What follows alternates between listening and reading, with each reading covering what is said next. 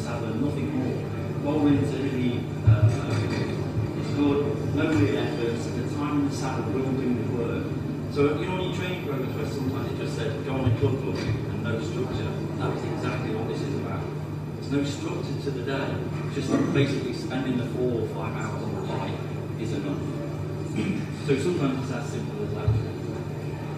Okay, so moving on to climbing. Again, I know there's different climbs about all the different events that you're doing. So, you know, in particular, it's one of the one climb, which I think is 6.5 k's on actually. So it's 5 to 16%. So if that's averaging to about 12%, it's a hell of a climb. I mean, 16% is steep. So, you know, again, we have to plan that you'll be climbing for anywhere from 10 minutes up to, you know, maybe 40, 45 minutes at a time, and that requires different styles of climbing. And obviously, you can't get long climbs in the UK, and I know some of you have just been to Velo or done some training camps, so you're experienced. But still, we need to try and plan in your training something that's going to replicate the climbing. How do we climb? You know, we need to learn to climb. Obviously, using the zones is a big area. Again, we're going to go on about talk about that and a little bit more detail about what the actual zones mean. But you know, it's about holding a certain intensity for a period of time. So if you know the climb is 6 kilometres long, the same stairs will take us 25 minutes. We need to be able to do efforts now, start training towards that, and start putting yourself in that intensity zone so that you can cope with it. So if you think you're going to ride 128 miles and it's pack flat, no wind and everything else, and it's pack flat, that on its own is going to be quite hard. You'll ride at a certain intensity, you'll try and average a certain speed. You then go put a big 6k climb in the middle of it, or 2 or 3 big climbs, because there is on that one ride. Just to get over that climb, you're going to be riding at a higher intensity. So basically your training is trying to mirror some of that work. And then I think the riding out the saddle, riding in the saddle, it seems a bit of a where you have to do that. But there's certain people, obviously, if you're riding at 16% climb, you will have to ride out the saddle. So I think in your training, even in your everyday riding, you know, if you're just doing an hour easy out the road, do some little 5-minute blocks just out the saddle. Just getting yourself into a rhythm of being out the saddle. Okay, not on the climb while you're doing that, but it's still just getting in the rhythm of being out the saddle. And then also, riding in the saddle, you can't be out the saddle all the time on a 40 to 45 minute climb. So you're going to have to also get yourself used to being in the saddle on the climb. And I think the key part here again is the actual cadence that you're holding on the climb as well.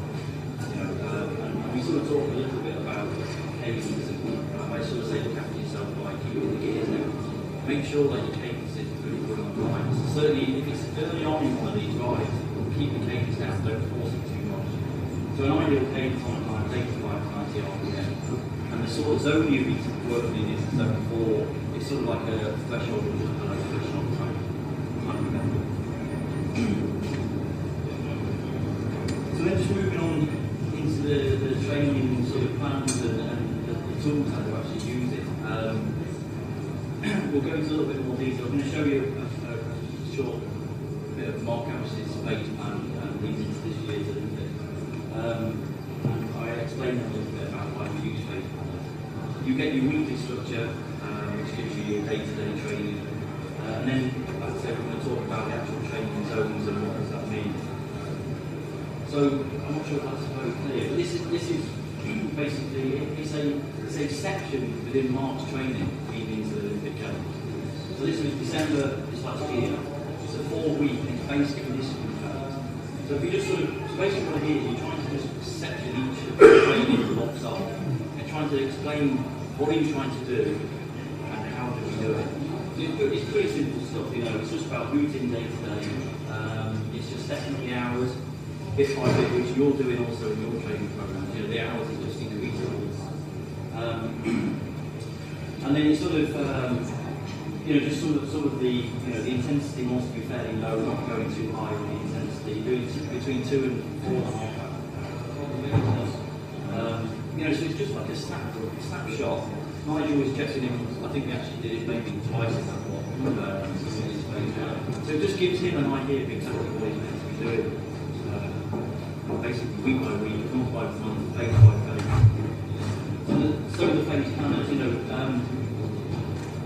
sometimes, like for instance, if you look at Mark and like yourself, you've got a goal. Your goal is to get round in that race by 8 as fast as you can, however you want to do it, but that's your goal. And I think sometimes that can feel such a long way away, and you can't quite think, how am I going to do that? Having the phase planner like you've got, it splits it all down into what I call life cycle chunks, that you can actually see it in front of you, concentrate on that, what it's saying, think about that, because if you get that right, the next step will be easy. I think then, you can set yourself goals within it as well. You can give yourself phase by phase a different goal to see the improvement as you're going along. And it really makes us go through the different phases. So in your phase, you have some basic conditioning phases, so basic conditioning, advanced conditioning, intensive conditioning. And what it does, it makes you sit in them blocks at the right time. So if you try and go straight into the intensive part, and you miss all that first part, somewhere in that ride you'll be missing something.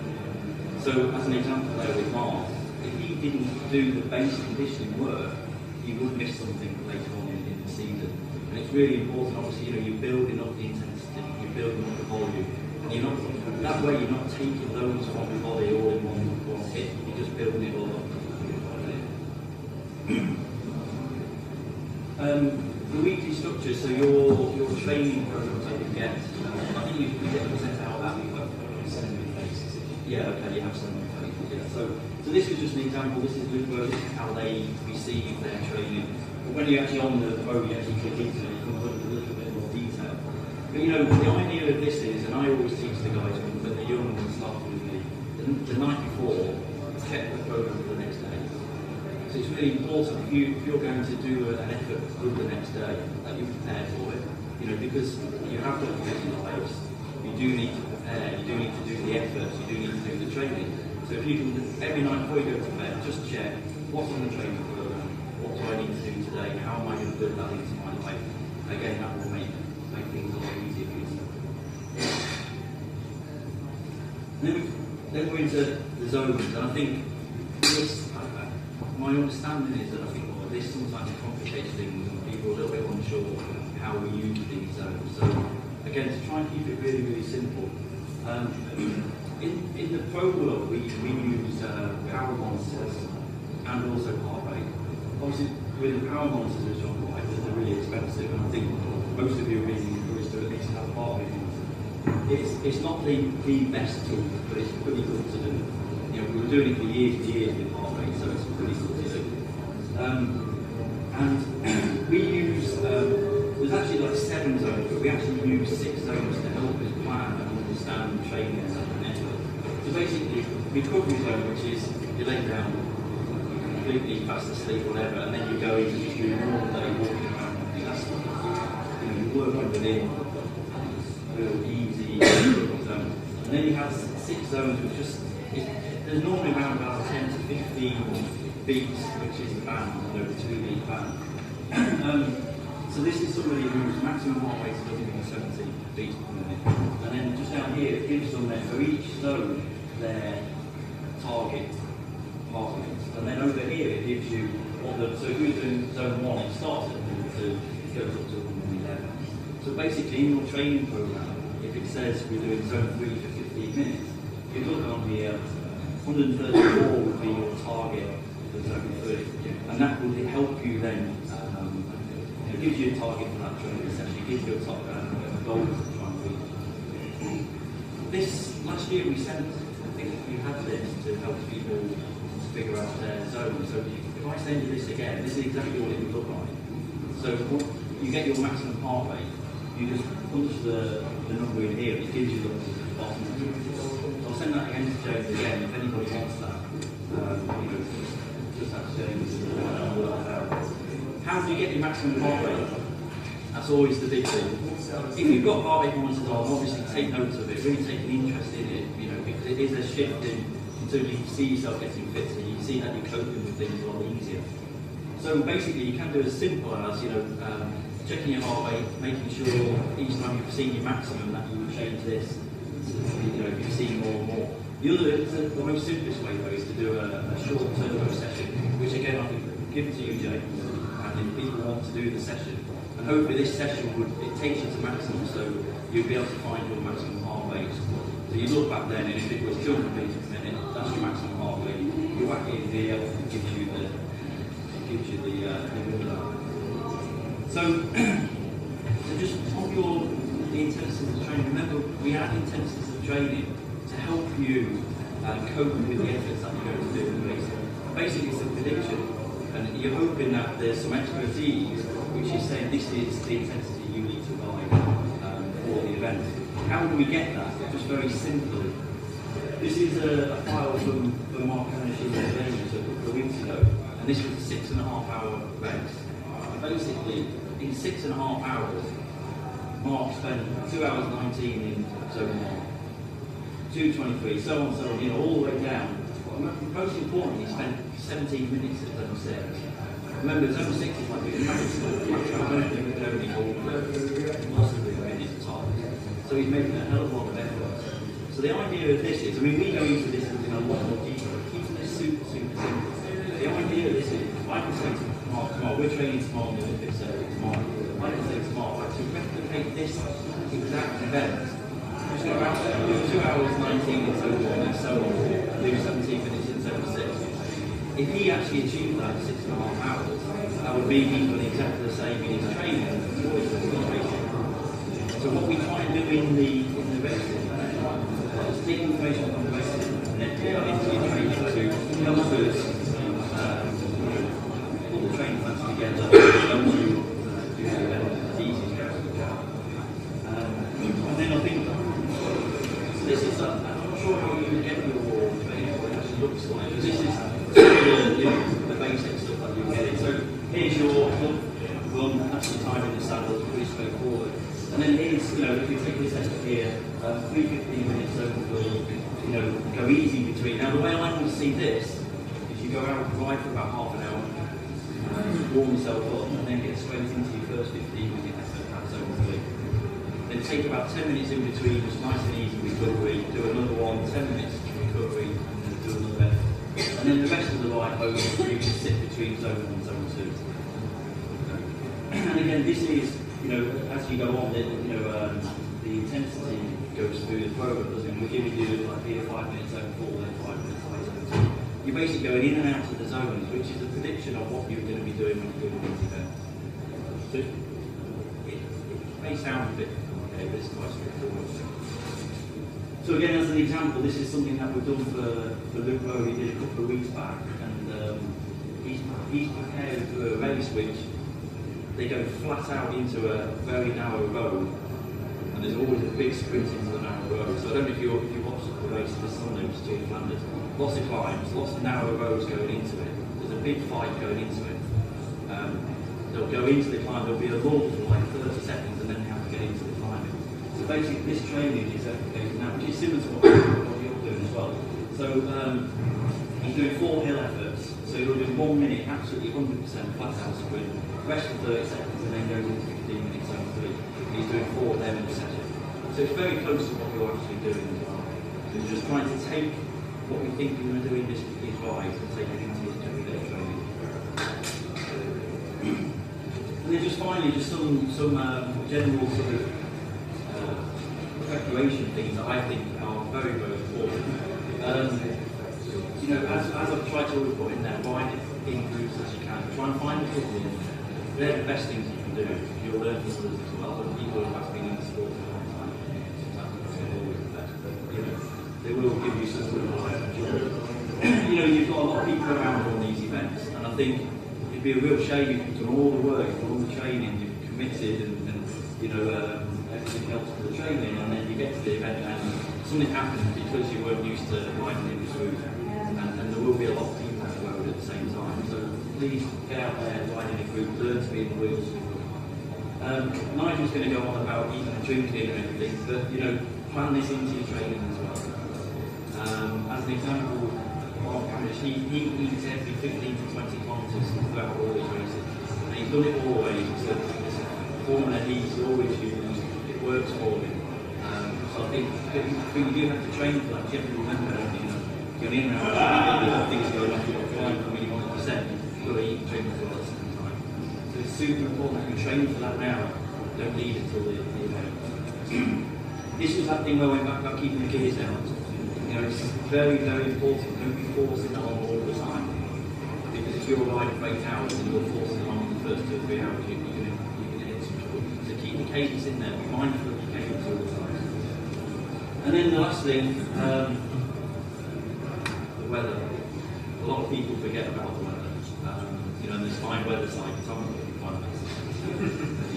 But I think, please get yourself out in more weather. I think it's super important.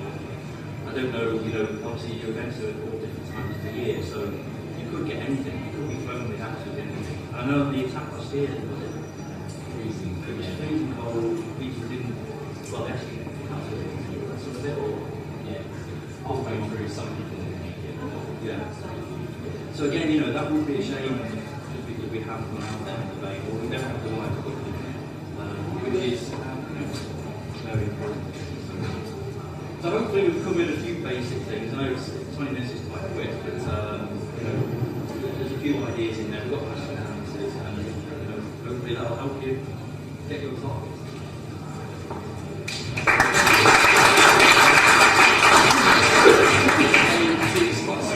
So we will have this presentation available to download from the hub afterwards, and as you might indicate, there'll be a few things I'm going to send over to me that I'll include as well. So, okay, right. James, thanks very much for organising this and inviting us down today.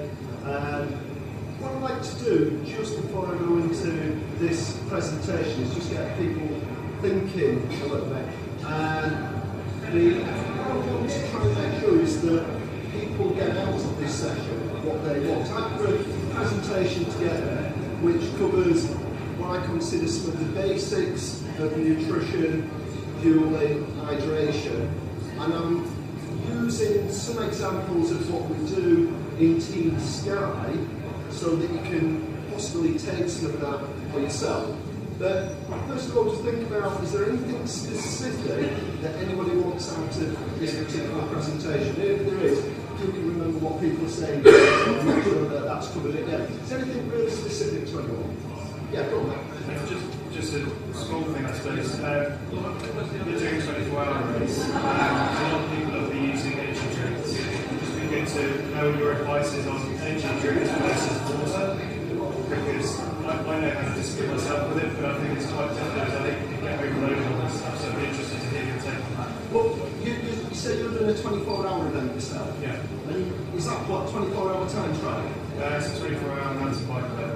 Oh, right. Is it a relay or is it a continuous? Yeah, it's a relay. Okay, that makes a bit of a difference.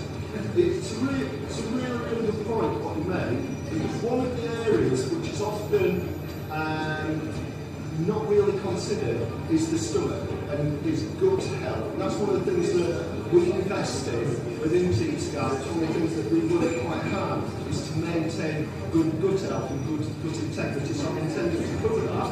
I'm also intending to cover about things like sports drinks and sports products, nutritional products.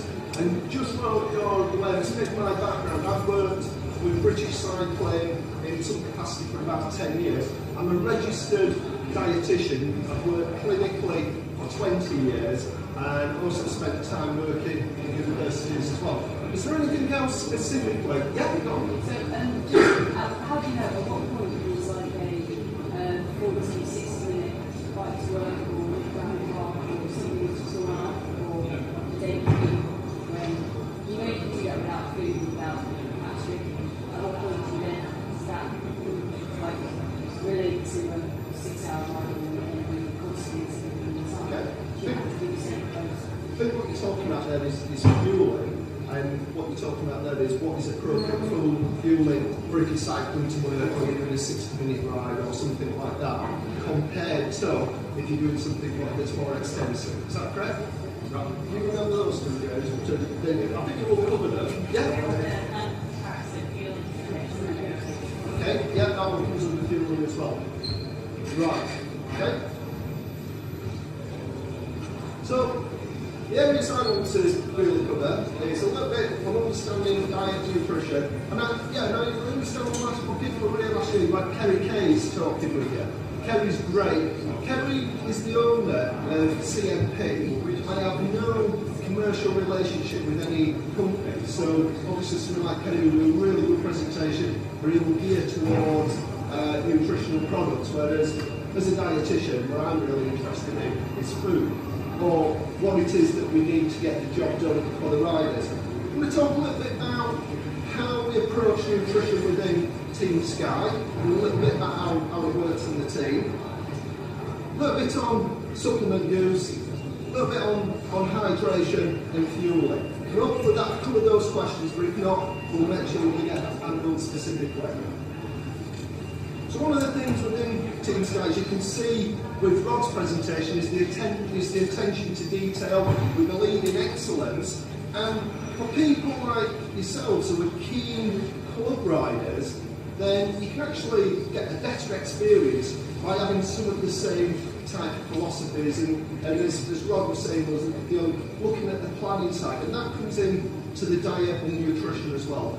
One of the things that people often say to me is, before I know it, I've got all the way through the day and all I'd like to eat is a cup of coffee, and then I'm starving and I'm craving buns and toast and everything like that. And nutrition and diet is very similar to everything else. We have to think about it and plan it in to what we're doing. So we're thinking, right, what am I going to have for breakfast? What might I have for a snack? What am I going to have for lunch? And actually plan it. And this is something I do myself. I knew I'd be driving down here today, so I put together my lunch before I came down, which I had just before this session here, which was like a salad with some avocado and some mackerel and a tomato sauce. So what that meant was that if I hadn't done that, I had to organise that, now I'd be starving and I'd be raiding the gels or the bars or something like that there, and my body's playing catch up. So be organised. We also try and look at maximising our performance by looking at the evidence that's available. So again, you can see with the training ideas that Rod's presented, that's all supported by evidence, it's all supported by the numbers, by information. So people understand and expect what to be getting out of training and performance. Same from a nutritional point of view. We always want to perform at our best within the rules, and again from a nutritional perspective we look at the different nutritional products and supplements that are acceptable and what we can't use. And from that nutritional perspective, in a sport such as cycling, it can be very difficult to receive everything you need just from diet. So we work with our partners, we work with CMP, and we work with Gatorade. And I'll talk a little bit through that. Oh, who was in New York last week in the training camp? A few people here. Andy Velo said hello, I spoke to him this morning, and he told me you guys were supplied last week with CMP products.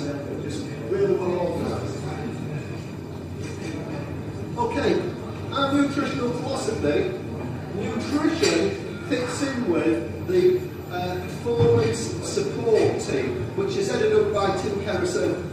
We've got a little picture of Tim here out in New York. So I work very closely with Tim, where we'll look at different nutritional strategies, how it fits in with the racing. Work very closely with the coaches, so we all work very much integrated. The really important thing is thinking about getting the basics covered. So sometimes people look at some weird and wonderful dietary strategies or nutritional supplements, but they're not actually getting the basics right. And that's one of the things that we always try to ensure, first of all, is that we're getting the basic food, basic nutrition, basic hydration correct, both within British cycling and within Sky. So if we're people here who are spending a lot of money on nutritional products or whatever, the important thing to begin with is that you're getting the basics right. Basic foods, and it's pretty simple, and also the timing, getting the timings right. If people are concerned about body weight, one of the biggest problems people have is that the way they'll structure the diet will affect their blood sugar levels so that they'll start to crave food later on. And if we don't get that right and we're craving food, we're playing catch up, that's when we tend to overeat, and that's when we have more problems with weight management. And what I often find if I'm working with an athlete or an individual, sometimes you don't have to make major changes, we just have to restructure the diet so we get an even fueling and maintaining the blood sugar levels, and that can have a really big impact on health and body weight.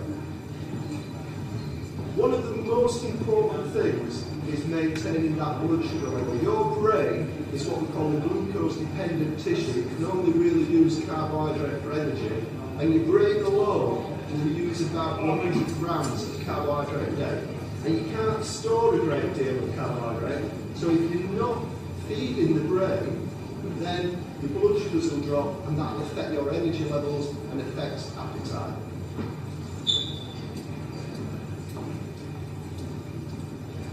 So, just thinking about the basics, balanced diet. First thing I put up here is fluid. I've seen a few people here with drinks bottles, do people drinking, maintaining fluid. Fluid is probably one of the most important parts of our diet. If we dehydrate, it has such a big effect on our performance and our health.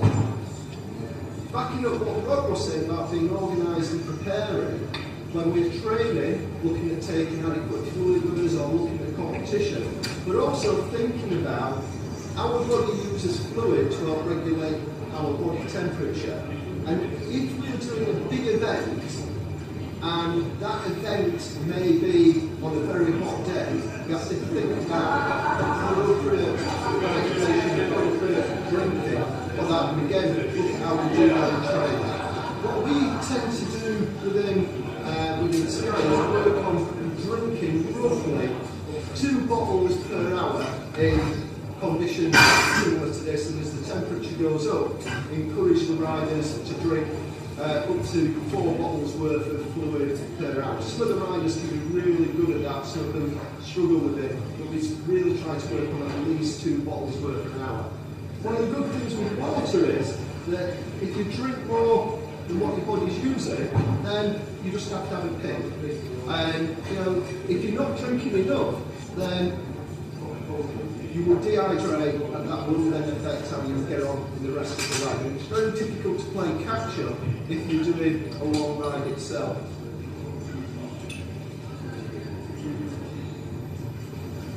When we talk about macronutrients, what we mean with that is these are the nutrients that give us our energy. So this is protein, fat, carbohydrate, alcohol. Of those 4 nutrients, 3 of them are essential and 1 of them isn't. But I think it depends on the day how essential some of these are or not.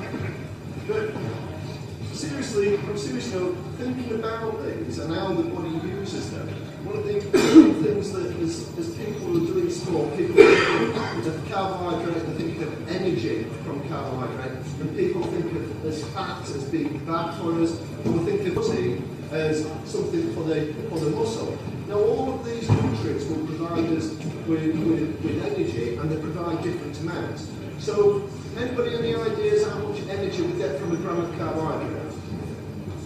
Any thoughts? Somebody say 4? Yeah, brilliant, about 4. What about from a gram of protein? About 4 again, and what about fat? Any ideas? It's about 9, and from a gram of alcohol, that's 7. So yeah, there's actually quite a lot of calories in alcohol. And the thing with fat, this is the reason why we store extra energy as fat, is because weight for weight, it is much more energy efficient. So any extra energy that we take in, then the body will store it as fat. Or if the way that we're eating, if we're only consuming energy at one point in the day, then that will encourage the body to store it as fat. So this is when I'm talking about maybe fasting all day and then just having a really big meal. That type of a pattern will encourage the body to store some of the extra energy at that session as fat. And we store all the extra energy as fat, so all extra protein, carbohydrate, fat, alcohol, can all get converted into fat, but we don't have the systems to convert that fat back into carbohydrate. So we store a little bit of carbohydrate, and the average person will store about 10 kilograms of body fat. And that's roughly 90,000 calories people store as fat. And you will store roughly 500 grams, which is about 2,000 calories, in the form of carbohydrates. So I'm saying we don't store much carbs, but we tend to store a lot of fat. And when you are training, part of the training that you are doing is to try and enable the body to be more efficient at using fat as energy. And the harder you are working, then the greater the contribution of carbohydrate you use. And that is one of the reasons why when you're working very hard in sort of those higher zones, that you can't sustain it for very long, because it is so dependent on that carbohydrate, and we've got very limited sources of that.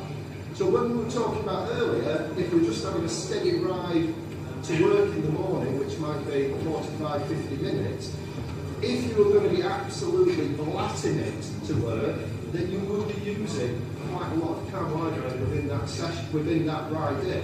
And you may actually want to take something on board within the ride there to maintain that blood sugar. But if you're just tooling along into work and you're only going really steady, then actually your body will be mainly using the stores that are in the body, the fat in the body there, and you wouldn't really need to be taking something on. But if some people take the ride into work as a really serious training session, and taking something like a banana or something like that during that ride can help with that.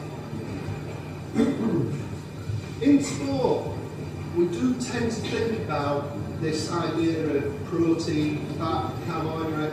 It's really important that we also think about the micronutrients as well, vitamins and minerals. And nature is fantastic. If we have something like a jacket potato, we get carbohydrate within the potato, and we get the vitamins, we get the B vitamins within the skin, which we need to metabolise that. So if we eat whole foods, then that provides us with the energy, and it provides us with the vitamins that we need to get the energy from that food. One of the things I didn't speak much about there was obviously regarding protein as well. People think of protein when they think of building big muscles. Well, actually, as endurance athletes, when you train, the training stimulus you have changes some of the proteins in the body. It might be the enzymes, it might be the mitochondria, it can be the muscle fibers. It's not necessarily building bigger muscles, but it's making some of those changes. And if we don't have the protein available in the system, then we do not get the changes or adaptations that you're looking for. And again, with protein, we don't need to store it, so we need to be eating protein on a regular basis. So, training provides a stimulus, so this is where a session like this is good, coming after a training session. So the training provides the stimulus, and it's this stimulus is making some of these protein pathways, and this is making the adaptation. So you're training, you're making changes, you're adapting to it. Nutrition provides the basic blocks for these adaptations: fluid, the proteins, carbohydrates, fats, vitamins, minerals. Fats are so important. We won't have time to go into a great deal about the different types of fat. But ensuring we get fat in the diet is also very important.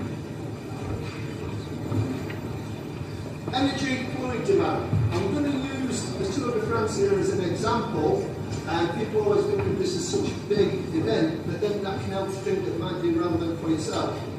And the estimated energy expenditure is something between 3,500 and about 8,000 calories per day. And a lot of it will depend on what the riders are doing in that day, what their job is, how are they working, the length of the stage, etc. So you get quite a big variation there. But for people who are riding the attack, how many people are riding the attack? Oh, it's on the pro version. Oh, it's the 100 to Paris over 3 days. How many miles a day is that? About 80 to 90.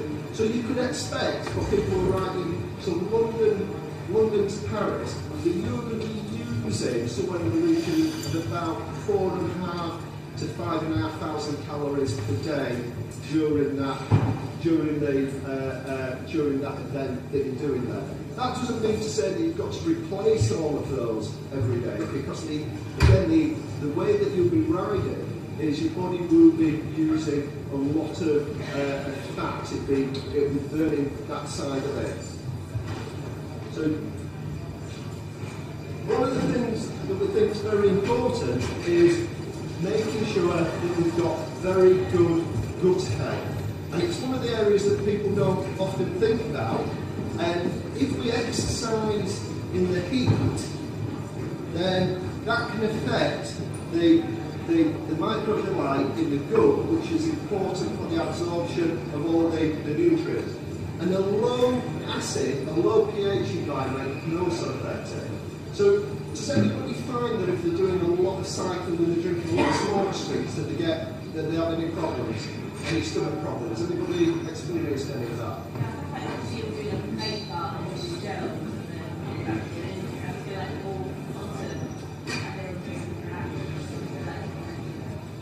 One of the things can be is that in the stomach, if we're using a lot of sports products, these don't really tend to be designed for people taking on litres and litres and litres per day. It tends to be designed for people maybe having one or two. They have quite a low pH, and that can affect the stomach. Now, if it's just a one-day event, that might not be such a problem. But if you're doing consecutive days, then that can affect the stomach. It's one of the things to think about when you're doing the event. What do you recommend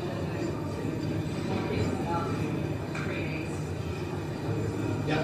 So what would I recommend if you're doing something like a 3-day event, like what you're doing there from a drinks perspective?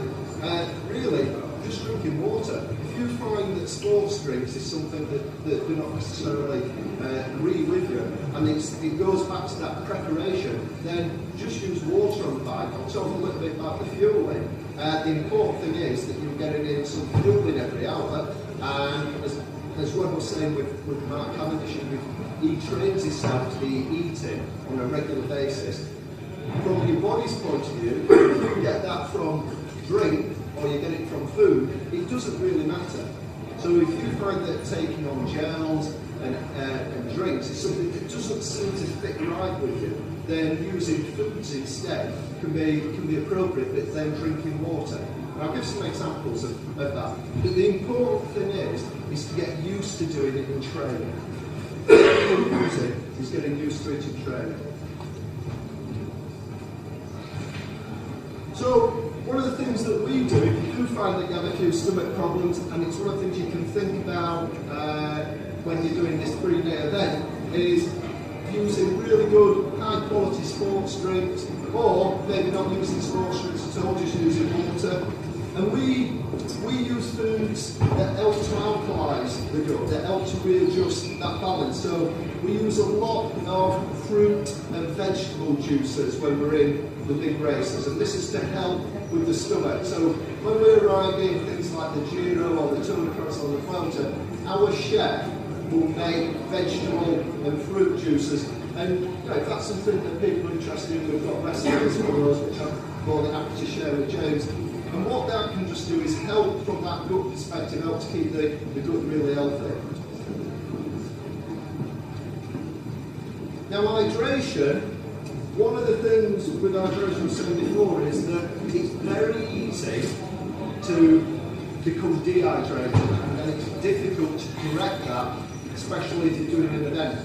And sometimes if you're doing an early season event, it's easy to get caught out. I noticed that the Attack Caledonia is on your programme. Who's riding that? That's in early May up in Scotland, and people think, right, the weather's going to be a little bit ropey up there, but it could be really nice, it could be really warm. So be prepared for that and make sure that you're organised from that drinks point of view. I rode that on Sunday, I think it was about 11 or 12 degrees. It was a bit warmer than what you would necessarily have thought. There's plenty of places to get fluid on board. So we believe in Sky that prevention is better.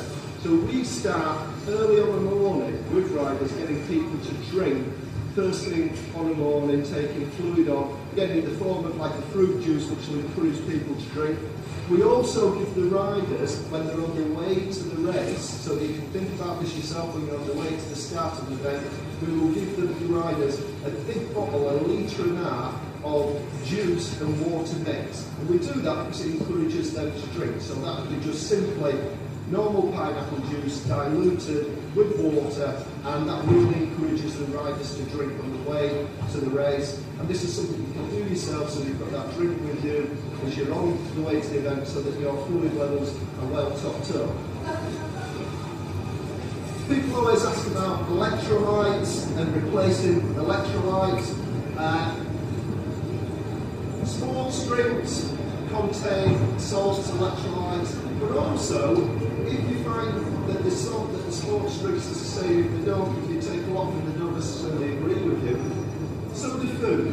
So if you're on the bike and you're eating things like bananas are a really good source of potassium. If you're eating things such as if you're putting together small paninis or you're using bars or things like that, all of these contain some electrolytes. So as long as you're taking some foods on board and you're taking water, you'll be getting some combination of fluid and electrolytes in there.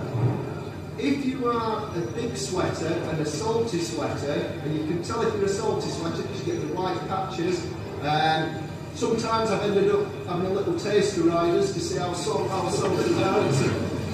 Sometimes you have to go to that level of science. You may require extra electrolytes, and that can be done very easily. A lot of companies will produce pure electrolytes, so Gatorade produce something called Gatorade sachets, and there's lots of different ones on the market. You will know yourself if you are somebody who does lose a lot of salt. Usually people might be more prone to cramping, certainly more prone to dehydrating. If you fall into that category, it is worth looking at taking on extra electrolytes within the drinks.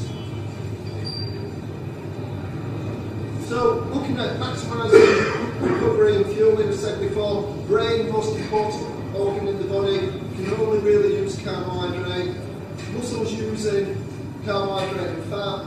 The harder you're working, the more carbohydrate you take on. So if you're doing training, something like what Rod mentioned before, where you might be doing 15-20 minutes at one of the higher zones, it will be worth taking on some carbohydrate just before you do those efforts, so it increases the carbohydrate in the blood so that the brain can cope with it and that the muscle can cope and recover with the work. One of the things that we might do with riders in that type of a session, they may take on board something like a gel just before they do that effort. They may take it on 5 minutes, just a couple of minutes before, or if they're doing a session where they've got multiple efforts, then they may take a gel on in between with that.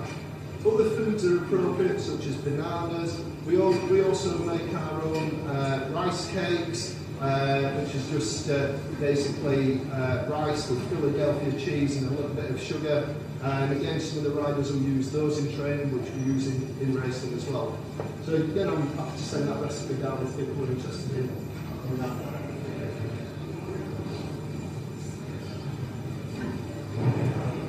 So, food nutritional overall approach is really supporting and promoting health. Again, for yourselves, being healthy is the most important thing.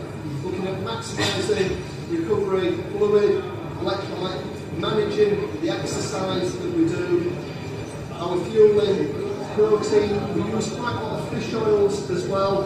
With a lot of people's diets today, you're not getting enough of the omega-3 fat, so sometimes it's worth considering taking some sort of an omega-3 supplement if you're not regularly taking on oily fish. Most important thing to think about is diet. We have a chef that provides us with excellent food, and then we support example with some of the specialist products we have. So just a picture of our chef, Soren. This is just an example of some of the foods that he actually produces and raises. Rod it's amazing what he can produce in the situations that he's in. And such a good job with it, Soren. This is just an example of what a typical rider may take on in something like the Tour de France.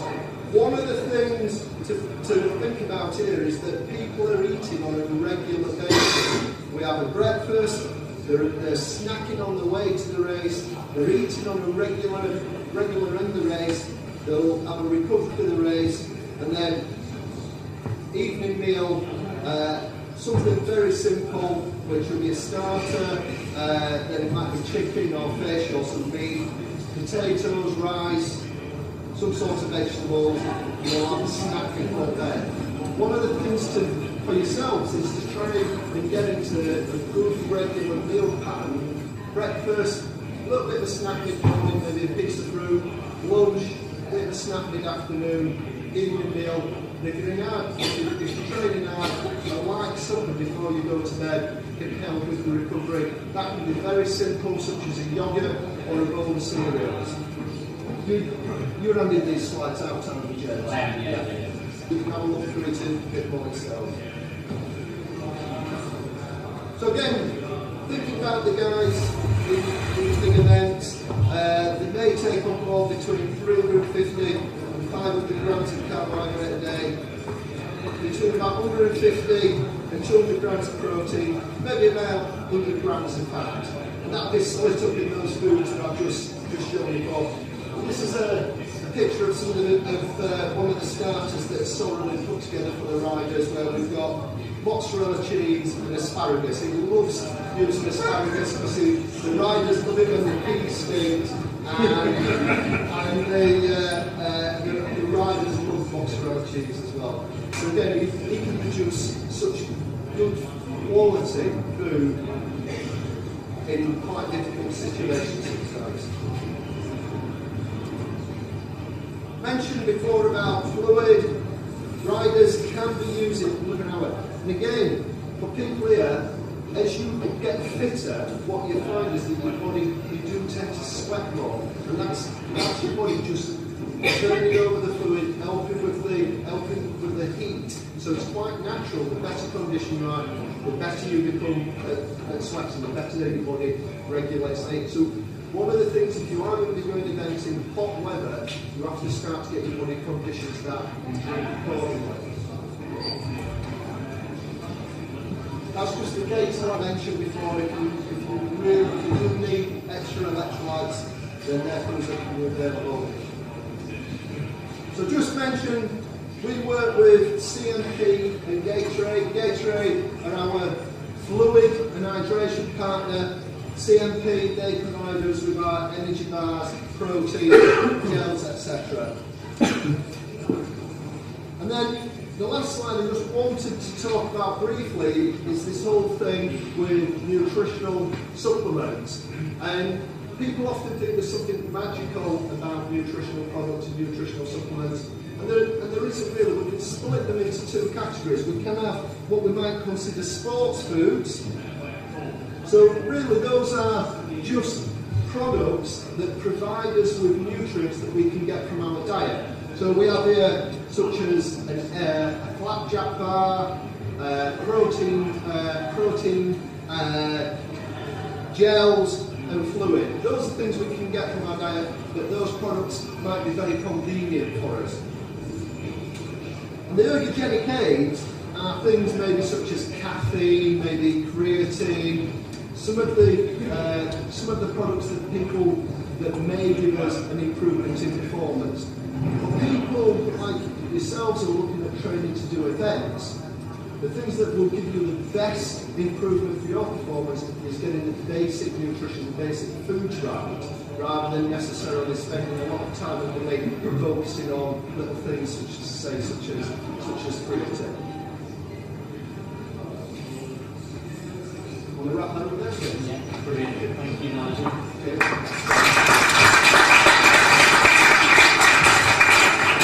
we've run over time a little bit, so we've got to shoot off. I'd just like to point out we do have some CMP samples down here with gels and bars, so please feel free to take one of each and try them out yourselves. Just very briefly now, if anyone's got any questions for Roz or Nigel. We answered them all. I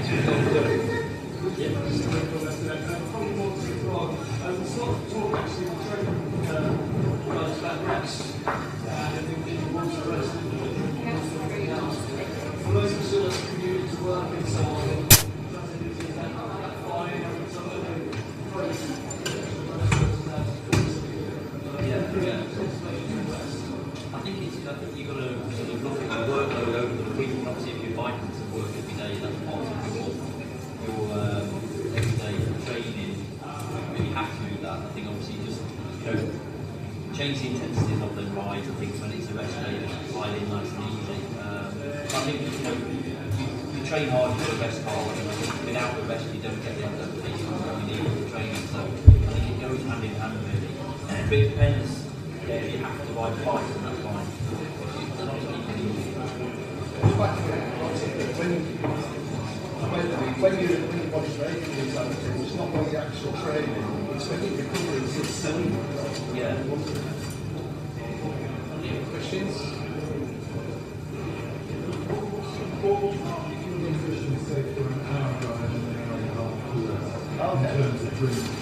Yeah. As I said before, if you're just going out for a very steady hour, then you don't really need to do anything special around that. So if you're going to go out in the morning, some people like to do that a steady hour before even having any breakfast, which is fine. I'd probably, for myself, I'd have a coffee and then maybe go and do a steady hour. If you're going to be training quite hard, if you're going to be doing some intervals in that hour, then you need to take some carbohydrates on board. Otherwise, your blood sugars will drop by the end. If you won't get the quality out of the training, that's the important thing, that you're going to get the quality. If you're just going to be going up something like zone 2, steady like that, then you wouldn't really, for that hour, need to take it on. But if you did that and put some higher intensity, taking the gels are very, very effective. But if you're just going to be pushing in a little bit more intensity there, they're great for that. And then, sorry, and then if you're going to be doing more like a 2-3 hour ride, looking at feeding every sort of 45 minutes, taking on something like a banana or half a bar or something like that every 30, every 45 minutes to maintain that blood sugar level. And fluid-wise, yeah, as I said before, we encourage the riders to drink about 2 bottles per hour. Now, first thing in the morning, it's not going to be that warm, you're not going to be sweating that much, but you will have lost fluid overnight. So even in that steady hour, if you're going out trying to take a bottle of fluid, will help us maintain your fluid status on the day. Just so, particularly for the London to Paris, the average day will include 3 feed stations, and at those feed stations there will be the Gatorade products, which will include the electrolytes. Some of the waters will have that powder in, and water as well, and also food stuff. So there's the whole array there. So you should get used to what works for you before coming on the ride, because we will have every choice, and then you can improve yourselves. On that one, do remember, if you are using something like Gatorade product, that gives carbohydrate as well as the electrolytes. So it is easy to start stacking up more than what we really need. So you've got a bottle of Gatorade, you've got 2 bottles of Gatorade, and you could have 2 bars an hour and a gel. That'd be equivalent to 120, 200 grams of carbohydrate within that hour. And actually, that's when you start running into problems with your stomach, when you're taking on that amount. And what we work on is about 60 grams worth of carbs per hour during the race. And you get that from a bottle of Gatorade and an energy bar. So it is easy to overeat. So as Jamie said, get used to what works for yourself. You might find that actually what works really well for you, because these drinks products are available, is a bottle of Gatorade an hour, a bottle of water, and a bar.